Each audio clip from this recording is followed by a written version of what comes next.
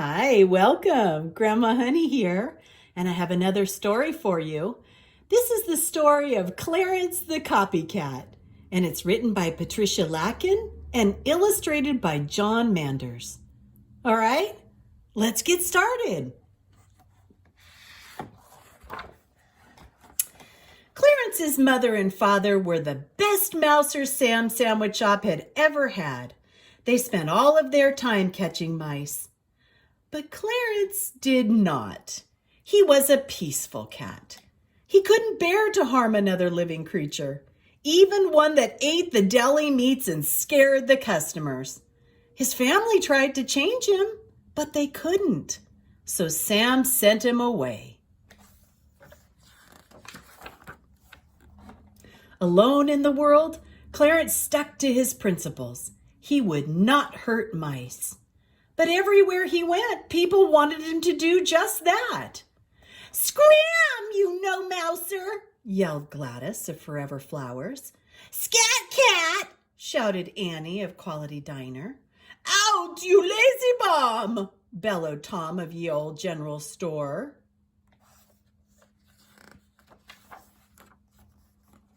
Will I ever find a real home? Clarence wondered sadly. He searched up one street and down another. He sniffed around parking lots and padded along pathways, but he had no luck. Exhausted, he collapsed in a small spot of shade. A man stood in a nearby doorway. "And whose cat are you?" he asked. "My own," Clarence mewed softly. "A stray by the looks of you," the man said. He brushed cracker crumbs from his bushy mustache. Do I need a cat?" he wondered. Clarence followed the man into a strange place. Hundreds of books lined the walls of a big room.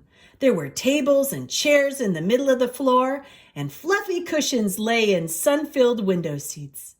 A big machine whirled, lit up, and spat out paper. "Welcome to the Barnstable Library," said the man. "I'm Mr. Spanner." He unwrapped a wedge of cheese and gave it to Clarence. Clarence purred a deep, satisfied purr. This place had warm spots for snoozing and many mountains to climb. And best of all, there were no signs of mice. There were just friendly people who sat and read books or carried them in and out of the library. Clarence watched them come and go each day as he sat near the door on top of the copy machine. And soon Mr. Spanner started calling him Clarence Copy Cat. The two of them grew to depend upon each other. Clarence helped Mr. Spanner find misplaced books and pencils. He kept Mr. Spanner company when he had to work late, and Clarence was the most attentive listener during story time. And in return, Mr. Spanner kept Clarence well-read, well-fed, and well-petted. Life was good. Life was very good. Until the first bitter cold day of winter. Clarence smelled him. Then he saw him. A mouse darted from under the copy machine. Mr. Spanner saw him too. "Get that mouse!" Mr. Spanner called to Clarence. Clarence's heart sank. He didn't know what to do. "Come on, copycat!" cried Mr. Spanner. But Clarence didn't move. He saw Mr. Spanner whirling and twirling, creeping and crawling all over the library, trying to catch that mouse. He's gone," Mr. Spanner finally panted. Thank goodness, thought Clarence. That night, Clarence's past lives flashed before his eyes. "Out, you lazy bum!" "Scram, you no-mouser!" and "Scat cat!" echoed in his ears. This time I can't let myself be kicked out, he decided, and he paced the library floor, trying to think of a plan. And as he rounded the corner of Mr. Spanner's desk, he noticed that the cheese container wasn't covered. "Oh, of course," Clarence meowed triumphantly.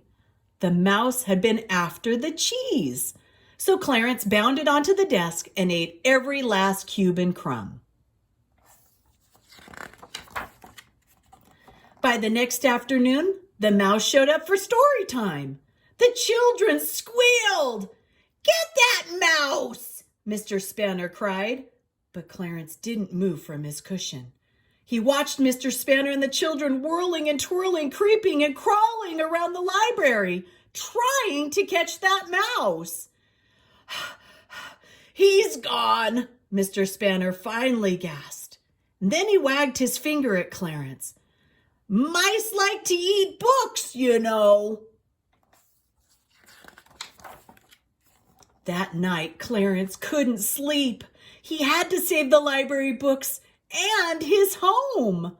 He paced the floor, trying to think of another plan.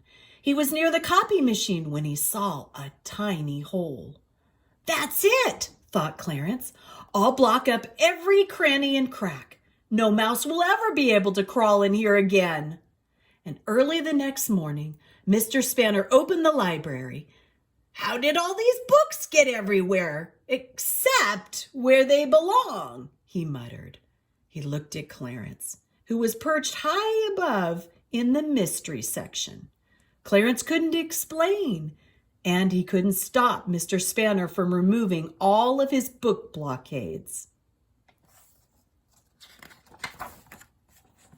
Later that day, Mr. Spanner had just lifted the lid of the copy machine when he began to shout, "He's back! Copy Cat! Get him!" The mouse darted behind the library cart, but Clarence didn't move. Books flew as Mr. Spanner grabbed the broom. Mr. Spanner twirled, papers swirled, and Mr. Spanner crept and began to lower the broom. "Stop!" Clarence yowled, and without a plan, he jumped. He soared through the air. Mr. Spanner whirled across the room, and whomp! They collided.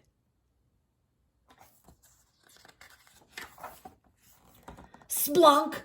Clarence landed with a big fat belly flop right on the copy machine glass. He tried to get up, but suddenly lights began flashing. Clarence was blinded by them. They went back and forth beneath him. Paper flew out of the machine. 1 sheet, 2, 3, 4, 5. "Gone!" yelled Mr. Spanner. He picked up Clarence. "Oh, I'm going," Clarence wailed. Mr. Spanner put him on the floor. He gave Clarence's head a pat. Clarence looked up. Mr. Spanner wasn't mad. Clarence wasn't being kicked out. But what had happened to the mouse? Clarence peeked under the copy machine, and he jumped when he saw it staring back at him. It wasn't the mouse. It was a huge black cat with bulging legs, an enormous tummy, and whiskers that stuck out like arrows. It was Clarence. Well, not really Clarence. It was a large copy of Clarence, and it was the scariest cat Clarence had ever seen. It must have been the scariest cat the mouse had ever seen, too, because that mouse didn't come back, ever. Many Saturdays later, after another wonderful story time, Clarence and Mr. Spanner sat nestled together in a window seat. They soaked up the last rays of sunlight as they ate their cheese and crackers. "I knew I needed a cat like you," said Mr. Spanner. And Clarence the Copy Cat knew it too.